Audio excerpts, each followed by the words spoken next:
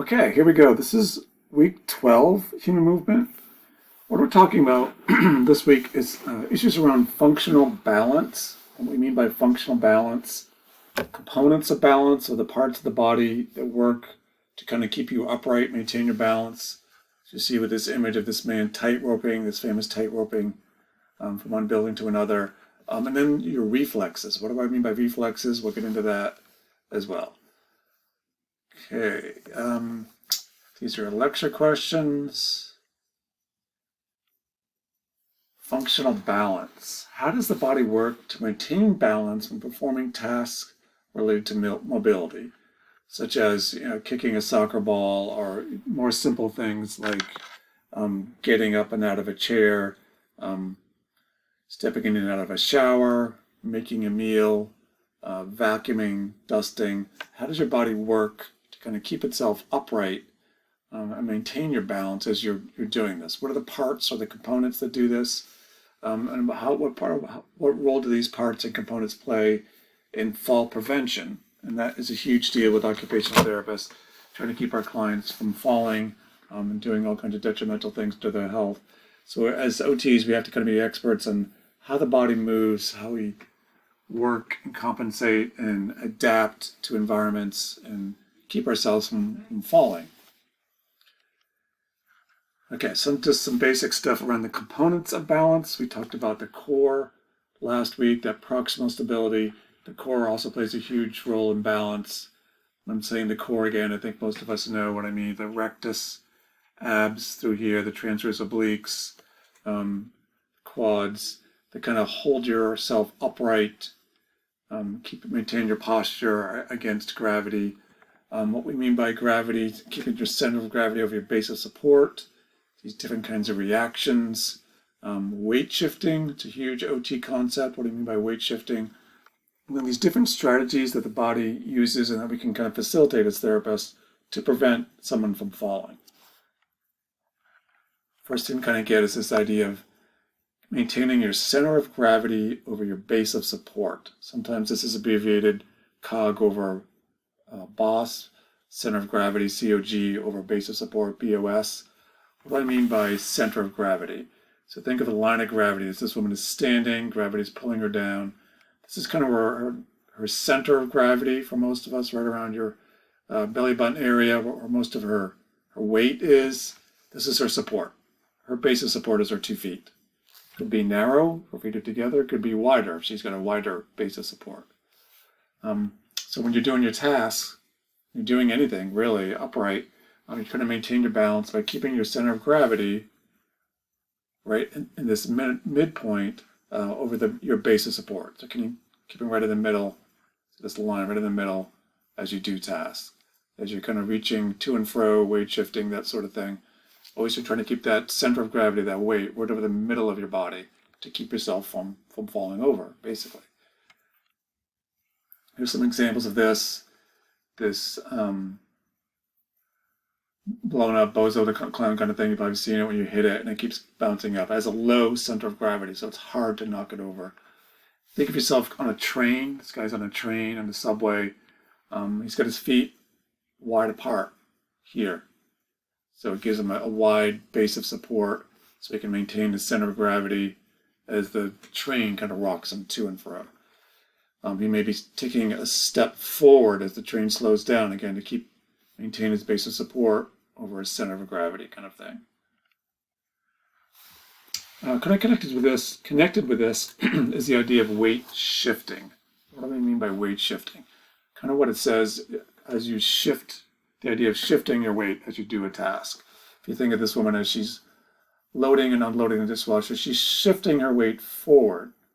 Seems like a simple thing, but that weight shift forward is a pretty complicated task, trying to keep her center of gravity over her base of support without coming too far forward. She can shift it but still maintain her balance. High level kind of skill. Very much connected to doing it, pretty much anything upright. It's this ability to shift your weight. Clients need to be able to shift their weight to vacuum, to unload the dishwasher, to do all these different tasks. And when it comes into play with falling, as somebody gets older, their ability to shift their weight diminishes. Another way to think of shifting your weight is a hula dancer. Think of a hula dancer. She's going from hip to hip. She's shifting her weight to right hip, to left hip. And we do this for endless tasks during the day. We're shifting our weight constantly. And as I was saying about older folks, as they get older, they lose this ability to shift their weight. They can't, the range of shifting their weight successfully becomes very much diminished. They lose range of motion, strength, especially in their hips, and the muscles around their hips and the gluteus that kind of orchestrate this weight shifting. So their balance is compromised. The ability to do tasks is compromised.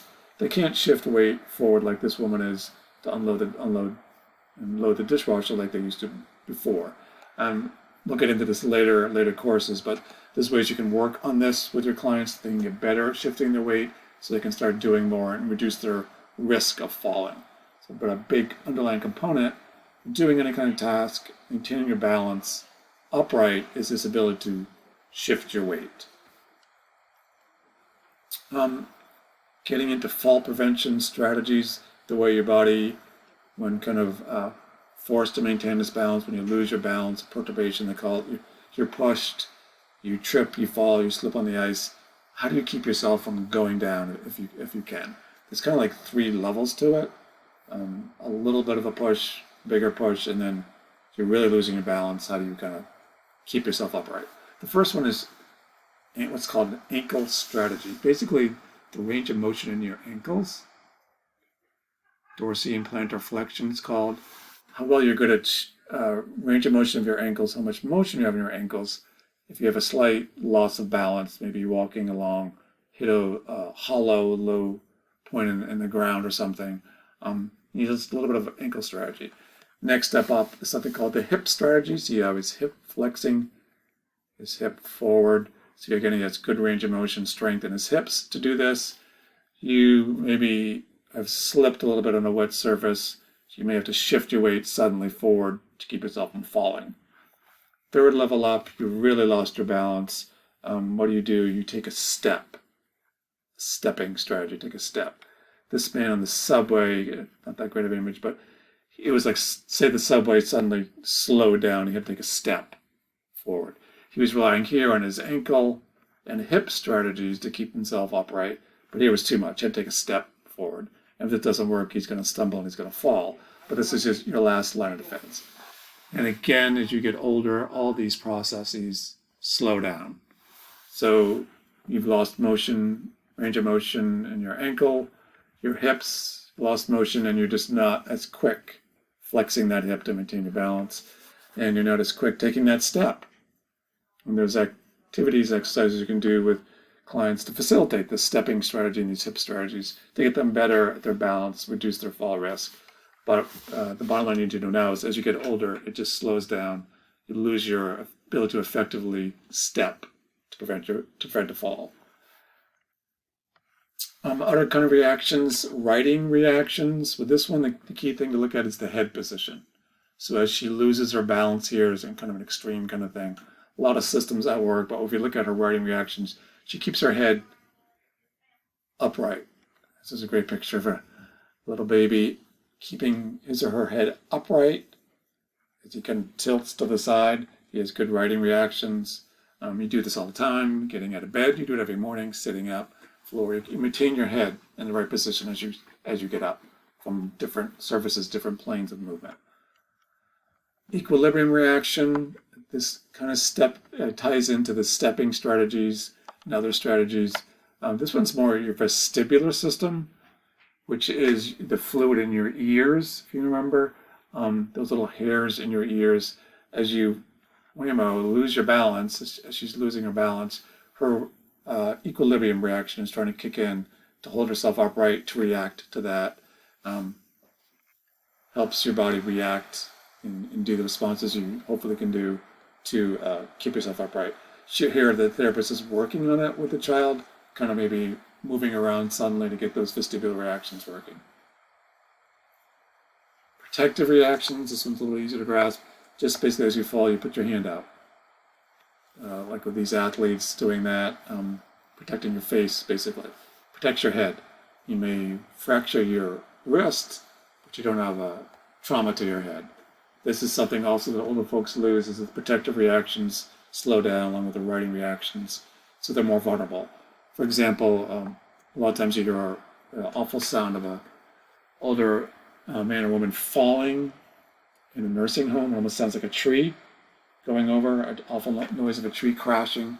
If you heard a tree crashing in the woods or during an ice storm, it's kind of like that because they don't have this protective reaction. They're not quick enough with a step or to put their hand out, so they land on their head first, face first, and awful things can happen.